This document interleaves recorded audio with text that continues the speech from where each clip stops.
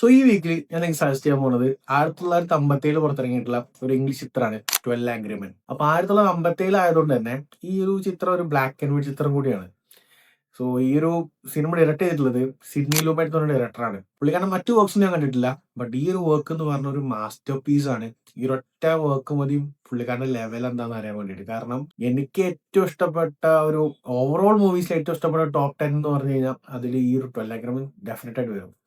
IMDb തന്നെ 9 point something rating ഉള്ള ഒരു ചിത്രം കൂടിയാണിത്. സോ ഈ ഒരു ചിത്രത്തിലെ മെയിൻ കഥാപാത്രം മിസ്റ്റർ ഡേവിസ് എന്നൊരു ക്യാരക്ടറാണ്. അത് ചെയ്തിരിക്കുന്നത് ഹെൻറി ഫോണ്ട എന്നുള്ള ആക്ടറാണ്. ആരുടെയും വേറെ സിനിമകളൊന്നും ഞാൻ കണ്ടിട്ടില്ല, പക്ഷെ ഈ ഒരു സിനിമയിലെ പെർഫോമൻസ് എന്ന് പറഞ്ഞു കഴിഞ്ഞാൽ പുള്ളിക്കാരന്റെ ഒരു ആക്ടിങ്ങും ഡയലോഗ് പ്രസന്റേഷനും ആണ് ഈ ഒരു സിനിമയിലെ ഒരു കോറ്.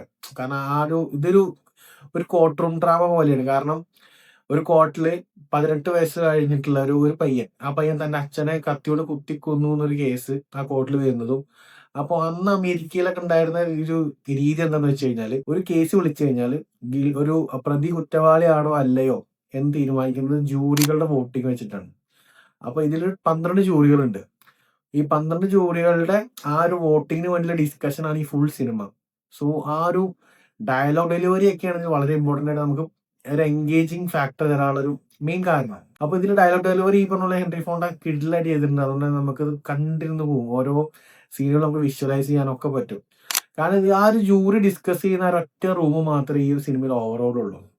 ആ ഒരു 12 പേര്, ആ ഒരു റൂം, അവരുടെ ഡിസ്കഷൻ ആൻഡ് അവസാനം അവർ ഡിസ്കഷൻ കഴിഞ്ഞ് പോകുന്നു. ഇത്ര ഉള്ളൂ ആ സിനിമയിലുള്ള സീക്വൻസ്. ആ റൂം, പിന്നെ കോർട്ടിന്റെ ഒരു ഔട്ട് സൈഡ്, ഇത്ര ഉള്ളൂ. വേറൊരു ലൊക്കേഷൻ ഒന്നുമില്ല. ഈ ഒറ്റ ലൊക്കേഷനാണ്. സോ ഈ ഒരു സിനിമയിൽ നിന്ന് ഇൻസ്പയർഡ് ആയിട്ടാണ് എനിക്ക് ആട്ടം എന്നൊരു സിനിമ ഇറങ്ങിയത് 2024 മലയാളത്തിൽ. അപ്പൊ അതൊരു ഇതിന്ന് റെഫറൻസ് ചെയ്ത പോലെ തന്നെ ഫീൽ ചെയ്തൊരു ചിത്രമാണ് ആട്ടം. കാരണം അതിൽ തന്നെ ആ ഒരു നാടക ട്രോപ്പിന്റെ ഡിസ്കഷനാണ് മെയിനായിട്ട് കാണിച്ചിട്ടുള്ളത്. ആ ഒരു റൗണ്ട് ടേബിൾ ഡിസ്കഷൻ എന്നൊക്കെ പറയുന്ന പോലെ. അതുപോലെ ഇതിലും ആ ഒരു റൗണ്ട് ടേബിൾ ഡിസ്കഷൻ ആണ് ഈ 12 ജൂറീസിന്റെ. അങ്ങനെ ഈ അക്യൂസ്ഡ് ആയിട്ടുള്ള പയ്യന്റെ ഗിൽറ്റി ആണോ നോട്ട് ഗിൽറ്റി ആണോ എന്ന് ചോദിക്കുന്ന സമയത്ത് ഈ 11 പേരും ഗിൽറ്റി ആണെന്ന് പറയും. പക്ഷെ ഒരൊറ്റ ഈ മിസ്റ്റർ ഡേവിസ് എന്ന് പറയുന്ന നമ്മുടെ ഹെൻറി ഫോണ്ട ക്യാരക്ടർ മാത്രം നോട്ട് ഗിൽറ്റി എന്ന് പറയും. അതിനുശേഷം അതിലുണ്ടാകുന്ന ചർച്ചകളും കാര്യങ്ങളുമാണ് ഈ ചിത്രം പറയുന്നത്. അതിന്റെ നറേറ്റീവ് സ്റ്റൈലിന് ഏറ്റവും രസം കിഡിലിനായിട്ട് ഞാൻ പറഞ്ഞില്ല, ആ ഒരു ഒറ്റ ലൊക്കേഷൻ വെച്ചിട്ട് ആ ഒരു കേസ്, ആ ക്രൈം കാര്യങ്ങളൊക്കെ നമുക്ക് വിഷ്വലൈസ് ചെയ്യാൻ പറ്റുന്ന രീതിക്കാണ് ഇതിൽ ഡയലോഗ്സ് പ്രസ് ചെയ്തിട്ടുള്ളത്. സോ ഒരു കിടിലൻ പടമാണ്.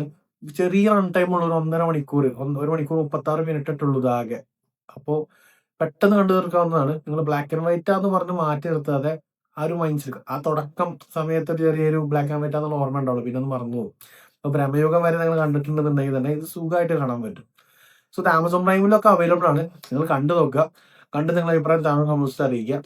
സോ നമ്മളെ വീഡിയോസ് ഒക്കെ ഇപ്പൊ കുറച്ചായിട്ട് ഇല്ല, പക്ഷേ കുറച്ചൊക്കെ തിരക്കുകളൊക്കെ ആയിട്ടാണ് ഇടാൻ പറ്റാതെന്നാണ്. ഇനി റിക്കറന്റ് ആയിട്ട് വീഡിയോസ് ഇടണം എന്നാണ് വിചാരിക്കുന്നത്. സോ മറ്റൊരു വീണ്ടും കാണാം. ബൈ.